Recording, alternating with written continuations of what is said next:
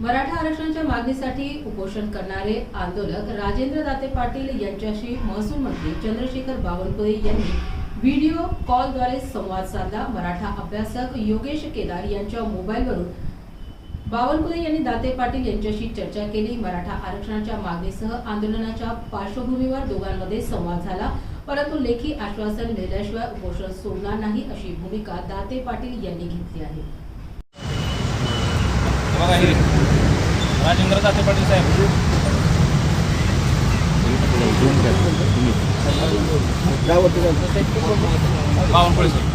त्यांनी बोललेत राज्याचे उपमुख्यमंत्री आणि मुख्यमंत्री यांच्यामुळे उपोषणाची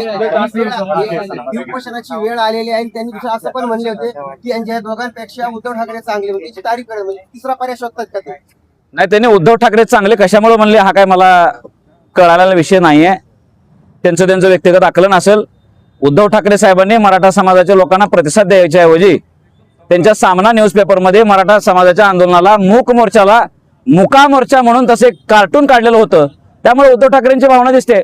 पण सन्माननीय एकनाथ शिंदे साहेबांनी लाखो मराठ्यांना जर आरक्षण दिलेलं असेल, जेवढ्या आत्महत्याग्रस्त आहेत त्यांना घरोघरी मदत पोहोचवलेली असेल, मराठा समाजाला शक्य तेवढं न्याय द्यायचा प्रयत्न केलेला असेल, ओबीसीना न्याय द्यायचा प्रयत्न केला असेल, मग शिंदे साहेबाला शिवाय द्यायची काय गरज आहे? कारण नाही ना। मनोज दादांनी सुधार केली पाहिजे। ज्याने आपल्यासाठी काम करते अशा लोकांचे मुंडके कापायला लागलो तर आपल्यासाठी कोण उभा राहणार भविष्यात? खच्चीकरण जर झालं सत्तेतल्या लोकांचं तर उभा कोण राहणार आहे?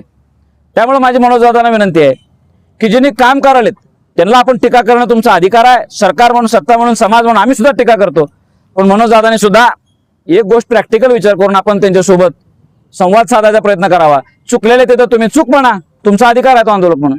पाटलांबरोबर आपले वैचारिक मतभेद झाल्यामुळे आज आपण इकडे आलो। नाही, मनोज दादांच्या सोबत वैचारिक मतभेद झाले म्हणून मी आलो नाही।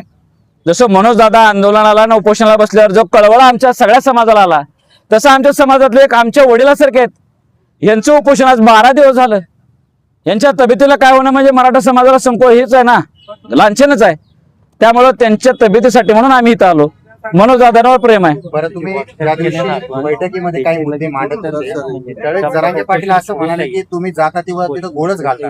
हा, तुम्ही बैठकीला जेव्हा गेले होते तुमचं डिस्कशन आम्ही पाहिलं, जरांगे पाटील असं म्हणत होते की तुम्ही जिथं जाता तर असाच गोळ घालता। नाही, ते त्यांचं थोडंसं काय ते टेम्परमध्ये हे झालं असेल। मी काय गोंधळ घालत नाही। आज बघा तुम्ही, आम्ही उपोषण सोडावं म्हणून एका मंत्र्याचा संवाद करून द्यायचा प्रयत्न केला, ज्यांच्यासोबत आपले मतभेद होते। मी अनेक मंत्र्यांसोबत ह्याच्यात बसतो। बरं, माझं मतभेद असायचं कारण नाही। मनोज दादांनी माझ्या विरोधात एकनाथ शिंदे साहेबांना तक्रार केली। आमच्या उदय सामंत साहेबांच्या समोर व्हिडिओ कॉल करून माझ्या विरोधात काय बोलले की मराठा समाज विरोधात षडयंत्र कराले वगैरे ट्रोलिंग केलं। तरी सुद्धा अभ्यासकांची बैठक बोलवल्यावर मी त्यांच्याकडे गेलो। माझं समाजावर प्रेम आहे, माझं त्यांच्यावरही प्रेम आहे। मतभेद असेल काय कारण? वागणूक मिळाली।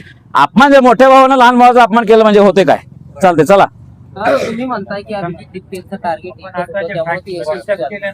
जरांगे पाटलांचं टार्गेट एक नाही असं वाटतंय तुम्हाला? तुम्ही आता मगाशी बोलले की अभिजित दिपकेंचं टार्गेट एकच होतं, त्यामुळे त्यांनी सातत्यानं एकाच गोष्टीवर फोकस केला। जरांगे पाटलांचा फोकस एका गोष्टीवर नाही असं वाटतं तुम्हाला? नाही, हाय, जरांगे पाटलाला आरक्षणच मिळावं वाटते। फक्त थोडंसं मध्ये काय हे झालेलं, आता अनुभवातनं शिकलोय आम्ही की मागच्या गोष्टी चुकायला लागल्यात। आता चांगली गोष्ट घेऊन आम्ही सुधारून चालू पुढं। कोणामुळे चुकताय? ठीक आहे ना, झालेलं झालं ना, आता पुढे होईल।